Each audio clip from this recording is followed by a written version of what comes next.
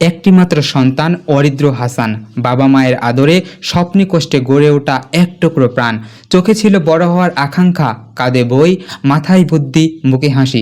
চট্টগ্রাম বিশ্ববিদ্যালয়ের উন্নয়নে অধ্যয়নরত বিভাগের মেধাবী শিক্ষার্থী সে। ভর্তি পরীক্ষায় চমৎকার ফল করে নিজের পছন্দের বিভাগে ভর্তি হয়েছিল। স্বপ্ন ছিল দেশ গড়ার, পরিবারকে গর্বিত করার। সব কিছু ঠিকঠাকই হচ্ছিল, কিন্তু প্রথম বর্ষের শেষ লিখিত পরীক্ষায় ঠিক পরদিনই সব শেষ হয়ে গেল। অনাকাঙ্ক্ষিত এক ভয়াল মুহূর্ত। কান্নাজনিত কণ্ঠে অরিদ হাসানের বাবা শাকিল হাসান বলেন, আমার ছেলে মাংস খুব পছন্দ করত। বাসায় এসে মাংস খাওয়ার কথাও ছিল। একটা মাত্র সন্তান, খুব যত্ন করেই বড় করেছি। খুব মেধাবী ছিল ছেলেটা। বিশ্ববিদ্যালয়ে ভর্তি পরীক্ষায় বেশ ভালো রেজাল্ট করে পছন্দের বিভাগে ভর্তি হয়েছিল। গত বছর চট্টগ্রাম বিশ্ববিদ্যালয়ের উন্নয়নে অধ্যয়নরত বিভাগে ভর্তি হয়েছে। তার প্রথম বর্ষের লিখিত পরীক্ষা গতকাল সোমবারে শেষ হয়েছে। গতকাল রাতে আমার সঙ্গে কথা হয়েছে।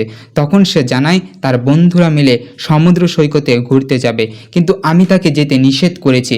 কিন্তু বন্ধুরা সবাই মিলে যাবে, তাই বললাম কোনো রিসর্টে ঘুরে এসো। কিন্তু আজ সকালে আমাকে ফোন করে জানালো সেই সমুদ্র সৈকতে গোসল করতে গিয়ে নিখোঁজ হয়েছে। তাদের বন্ধু রিয়াদ মিয়া আরবি বিভাগের শিক্ষার্থী জানান, ছবি তোলার সময় বৃষ্টি শুরু হলে আমরা দুজন দৌড়ে ছাতার নিচে চলে আসি, কিন্তু তারা সাগর থেকে চলে যায়। আমরা বারবার ডাকলাম, মাঝিরাও তাদের উঠে আসতে বলছিল, তারা আসলো না।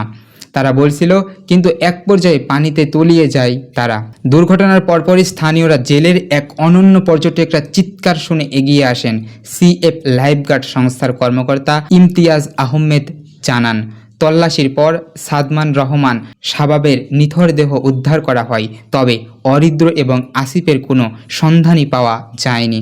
কক্সবাজার ফায়ার সার্ভিসের উপসহকারী পরিচালক তানহারুল ইসলাম জানান, সাগর এতটাই উত্তল ছিল যে ডুবুরি নামানো কঠিন হয়ে পড়েছিল। স্রোতের তীব্রতা খুব বেশি ছিল। হিমছড়ি পুলিশ ফাঁড়ির ইনচার্জ সোমনাথ বাউস জানান, তিনজন শিক্ষার্থী স্রোতের টানে তলিয়ে যান।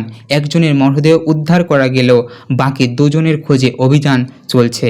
ফায়ার সার্ভিস, কোস্টগার্ড এবং সিএফ লাইফগার্ডের সদস্যরা দিনভর উদ্ধার কাজ চালিয়ে যান, কিন্তু বৈরী আবহাওয়া এবং উত্তাল সাগরের কারণে অভিযান ব্যাহত হয়।